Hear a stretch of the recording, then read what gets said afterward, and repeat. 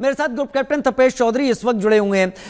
Tapesh sir, senior defence expert के तौर पर, अगर शहबाज सरकार को, जैसा अब तक की चर्चा में निकल कर आया, ये पॉलिटिकली कोई बड़ी चीज नहीं है, लेकिन ये मोबिलाइज कर सकता है एक बड़े कैडर को और बड़ी जमात को गवर्नमेंट के अगेंस्ट रेडिकली मोबिलाइज कर सकता है। तो अगर शहबाज सरकार को इस तनाव से, इस टेंशन से बचना है और मुनीर को इस टेंशन से बचना है, क्योंकि मुनीर को भी टारगेट पर लिया है, तो क्या फिर से भारत विरोध, इंडिया बैशिंग और एंटी इंडिया स्लोगन्स शुरू होंगे पाकिस्तान में? एक बार फिर भारत को दुश्मन खतरा दिखाया जाएगा और पब्लिक को अपने फेवर में करने की कोशिश की जाएगी इस फजलुर रहमान के इस इस्लामाबाद मार्च से देखते हुए? You have hit the nail Rajiv. Actually Bharat के बिना और धर्म के बिना तो कोई पाकिस्तान में एजेंडा होता नहीं है।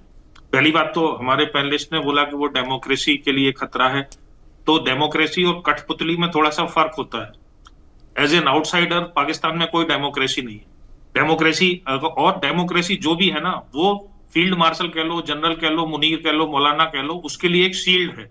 और यही हिस्ट्री है कि उनके लिए डिप्लोमेसी में शील्ड का काम करती है। ये अपना काम करते रहते हैं और सरकार से वे कठपुतली बनी रहती है।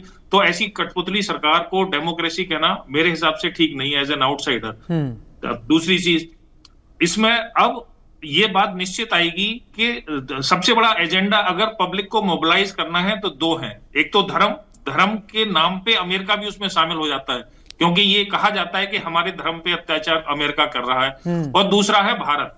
तो ये निश्चित रूप से मुर्दाबाद, हिंदुस्तान मुर्दाबाद, सिंधु वाला जल समझौता के ऊपर, और अमेरिका मुर्दाबाद, और अब बदला लेके रहेंगे, हमारा धर्म खतरे में है, ये सब कहानियां शुरू हो जाएंगी।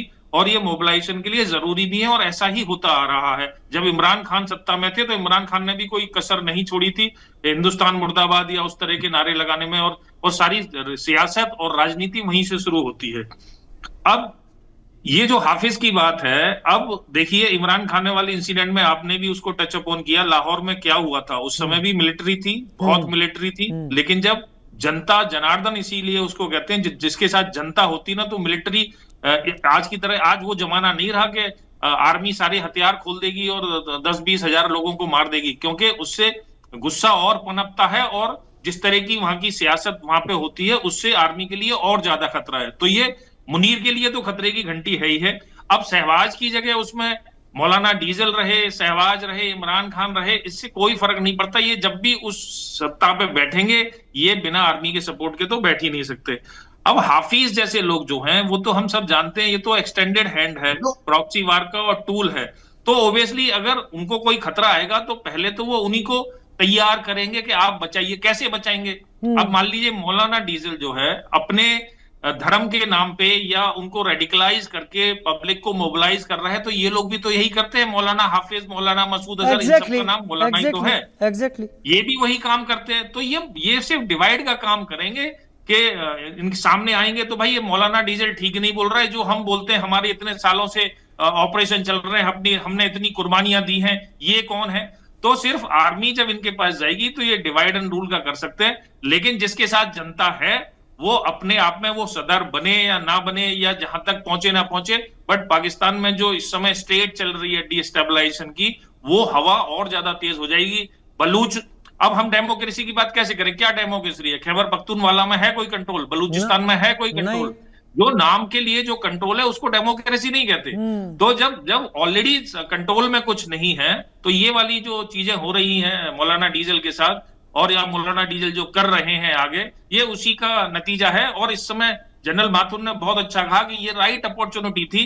दूसरी बात, भड़काया कैसे जा सकता है? ये मुसलमान जो है वहां के, वो हार्डलाइनर तो है ही है, मेजोरिटी ऑफ द पीपल।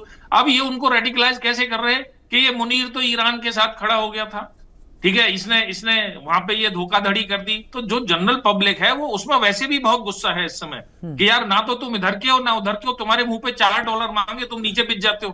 तो कोई भी जो नॉर्मल पब्लिक है वहां की इस तरह की हरकतें नहीं देखना चाहती। और ये आने वाले दिनों में चाहे वो इस्लामाबाद पे कब्जा कर ना पाए या ना पाए, वो तो डिफरेंट इशू है, लेकिन हाँ उस अपने जो भी स्वार्थ है उसका, उसमें अपने में कुछ ना कुछ अचीव करने की कोशिश जरूर होगी। और ये इस तरह के इंसिडेंट जो ब्लास्ट हुआ और वो हुआ, ये बढ़ेंगे धीरे धीरे।